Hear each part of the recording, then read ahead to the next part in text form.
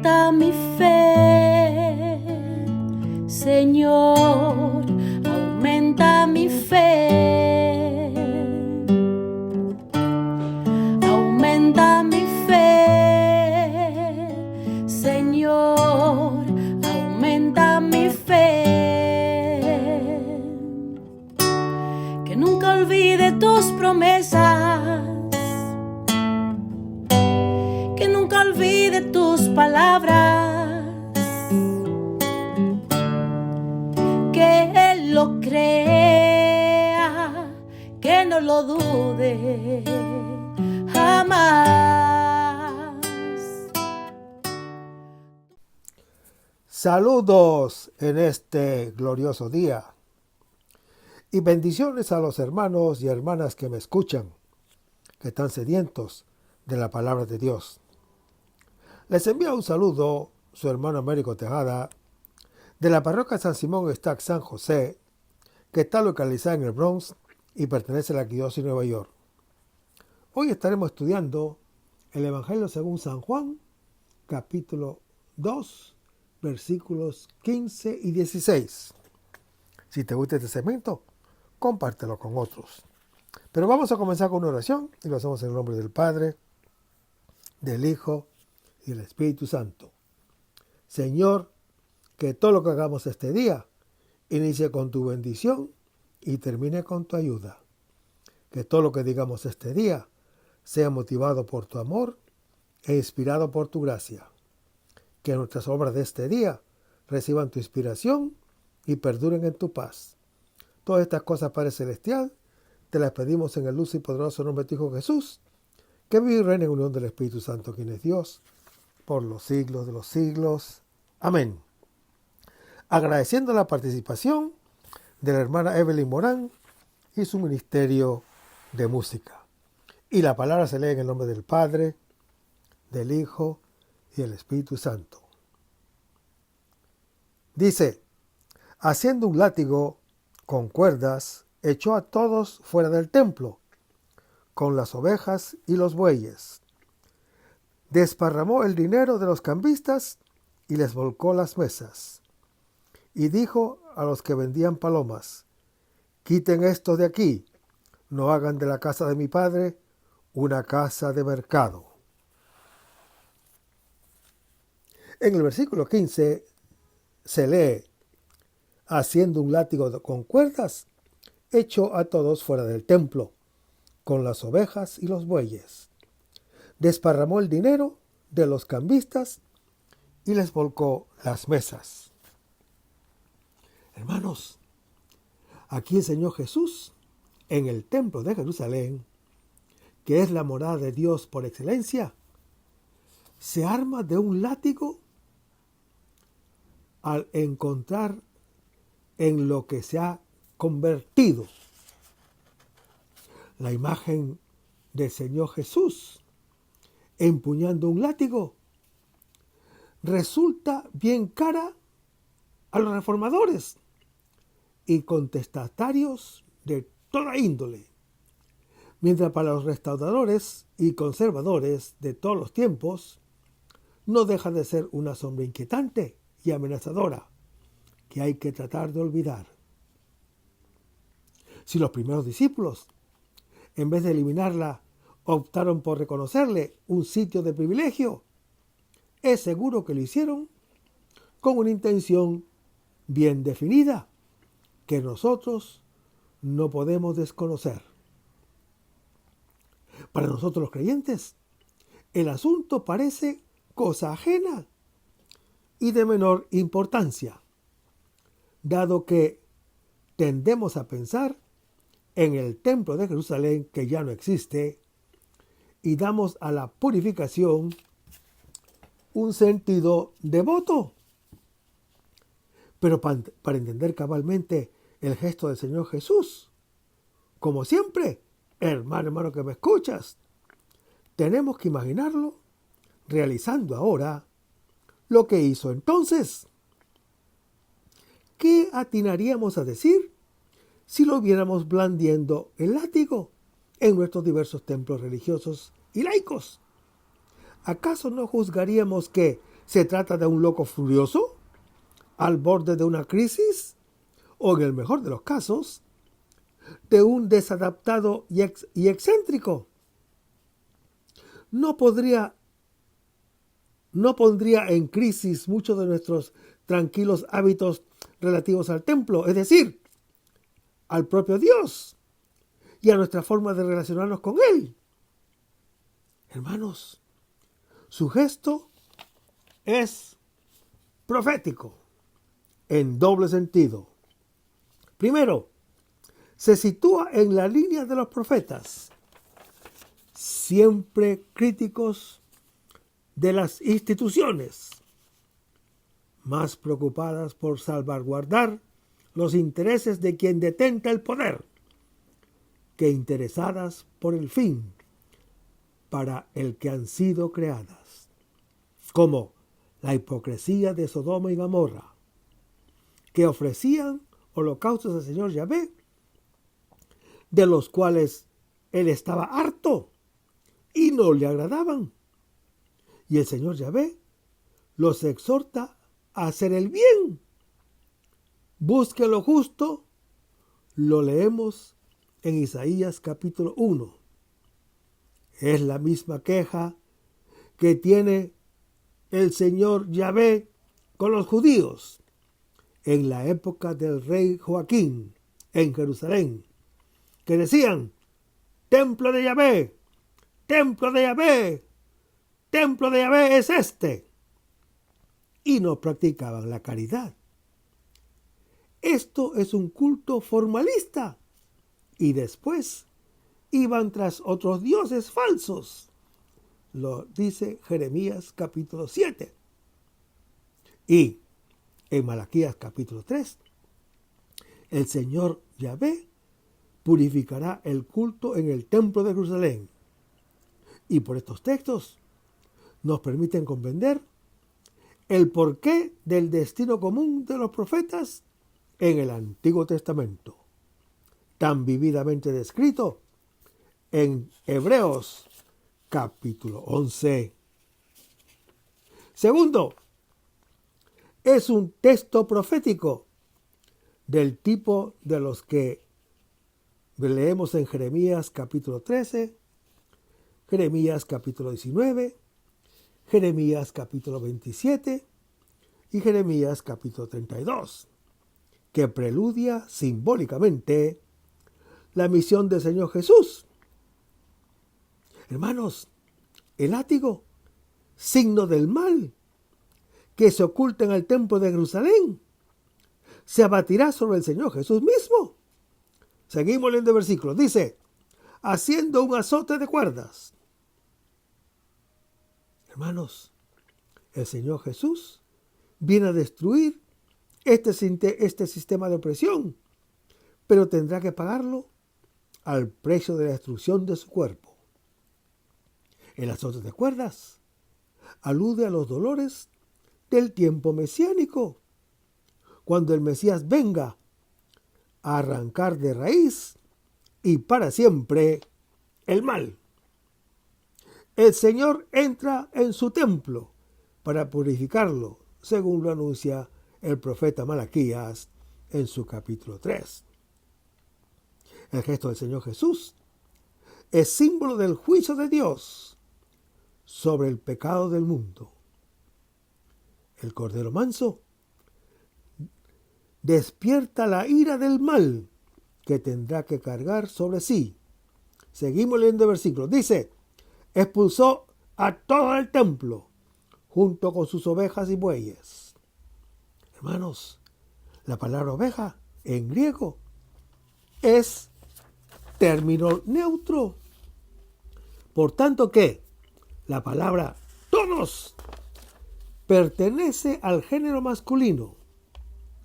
El claro propósito del evangelista y apóstol San Juan es aludir al pueblo, el rebaño sometido a los falsos pastores. El Señor Jesús es el buen pastor que lo conduce fuera del recinto del templo, donde se le explota y maltrata, para llevarlo a los pastos de la vida según lo anuncia Juan capítulo 10. Hermanos, el pueblo alude al templo o acude al templo para ser derribado, para ser inmolado y destruido. Pero el Señor Jesús ha venido a liberarlo, revelando un Dios que en lugar de exigir la vida del hombre, ofrece por él su vida. Seguimos leyendo el versículo. Dice, esparció las monedas. Mientras que el pueblo es forzado a salir del recinto, las monedas son esparcidas en el templo, que había sido invadido por ellas. Es el Dios del dinero en efectivo, que en su interior se adora. Y el versículo 16 se lee, y dijo a los que vendían palomas, quiten esto de aquí, no hagan de la casa de mi padre una casa de mercado. Hermanos, la actitud del Señor Jesús es severa, pero se muestra menos dura hacia los vendedores de palomas, posiblemente porque las palomas constituían el sacrificio de los pobres, según lo anuncia Levítico capítulo 12. La acción del Señor Jesús es la protesta de un reformador religioso que corrige con energía los abusos que profanan el templo de Dios.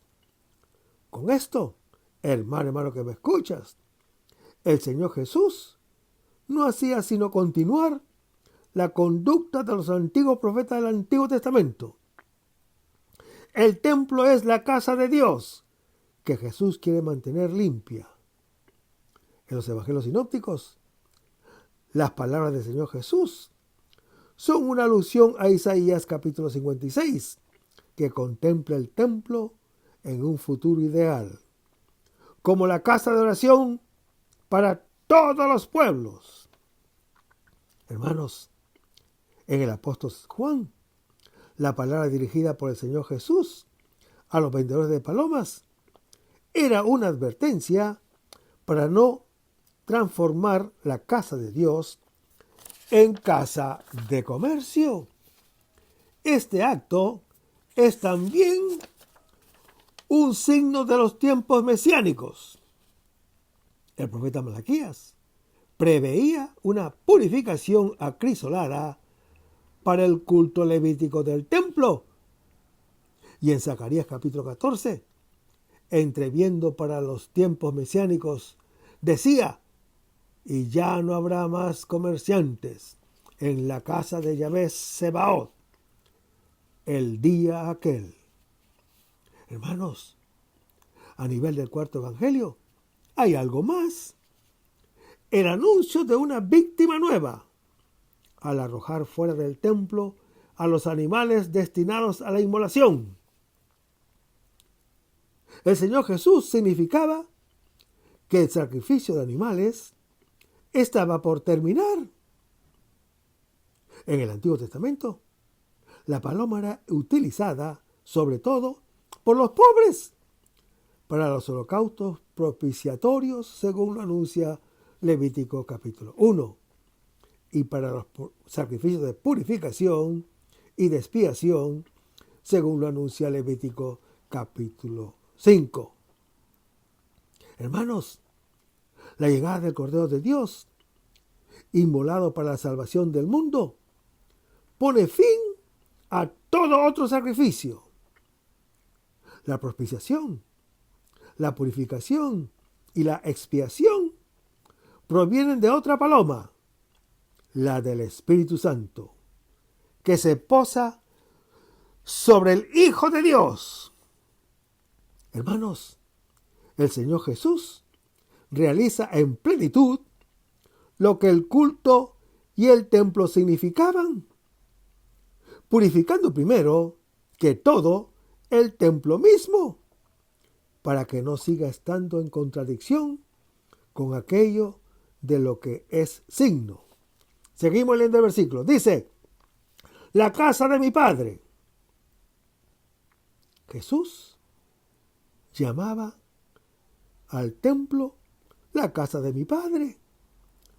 Se referirá luego a este como santuario, que designa el lugar más íntimo, el lugar del Santo de los Santos, a quien nadie tiene acceso, excepto una vez al año, el sumo sacerdote, según lo anuncia Levítico capítulo 16. Por fin, Jesús identificará el santuario con su cuerpo. Hermanos, el Señor Jesús llama a Dios mi Padre, proclamándose entonces como su Hijo. Los oyentes bien pudieron entender Hijo de Dios como atributo del Mesías, según lo anuncia el Salmo número 2, mientras que para el lector es claro el significado de Hijo unigénito, la palabra dirigida a Dios desde la eternidad, que es Dios mismo, según lo anuncia Juan capítulo 1. El Señor Jesús dice: la casa de mi Padre ha quedado convertida en un establecimiento mercantil. De ella se han apoderado los mercaderes, cuyo Dios, el dinero, domina el templo. Hermanos, el templo se convierte así en un lugar de compraventa con Dios. Y cuando los profetas hablan de prostitución en el templo, se refieren a ese culto tan piadoso como ofensivo para Dios. Su templo no debe conducirse ni a un encubridor de iniquidad, ni a un talismán de salvación, según lo anuncia Jeremías capítulo 7. Cuando llegue el Mesías, ya no habrá ningún mercado en el templo, según lo anuncia Zacarías capítulo 14, ni de bienes espirituales, ni de bienes materiales. El templo volverá a ser la casa del Padre, comunión con Él y entre nosotros los creyentes. Vamos a despedirnos con una oración y lo hacemos en el nombre del Padre, del Hijo y del Espíritu Santo.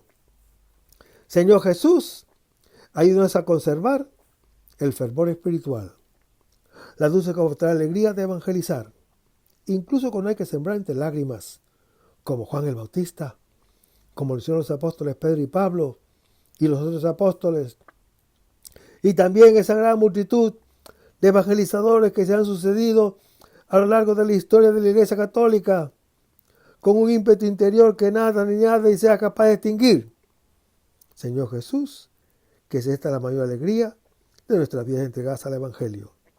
Y ojalá que el mundo actual pueda así recibir la buena nueva de tu Evangelio, porque tenemos la tarea de anunciar el reino de Dios y de implantar tu iglesia en este mundo que todavía no te conocen. Todas estas cosas, Padre Celestial, te las pedimos en el dulce y poderoso nombre de Jesús, que vive y reina en unión del Espíritu Santo, quien es Dios, por los siglos de los siglos. Amén. Hasta el próximo segmento. Que el Señor nos bendiga.